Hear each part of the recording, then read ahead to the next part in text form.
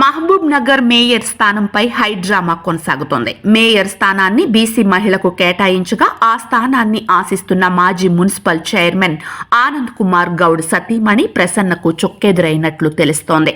ఆనంద్ కుమార్ గౌడ్ను ఈ రోజు ఉదయం పోలీసులు తమ అదుపులోకి తీసుకోవడంతో అసలు కాంగ్రెస్ పార్టీలో ఏం జరుగుతుందో తెలియని పరిస్థితి నెలకొంది.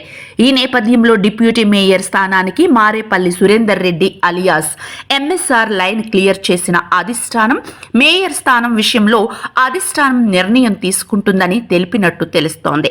దీంతో చేరాల నుండి క్యాంప్ రాజకీయాలు హైదరాబాద్ కు చేరుకున్నాయి. హైదరాబాద్ లో నాటకీయ పరిణామాలు చోటు చేసుకున్నాయి.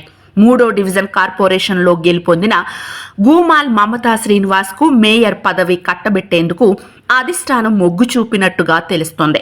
మొత్తం మీద ఈ వ్యవహారం పెద్ద ఎత్తున చర్చకు దారితీసే అవకాశం ఉంది. బీసీ సంఘాలు కూడా తమ కార్యాచరణను ప్రకటిస్తామని చెబుతున్నాయి.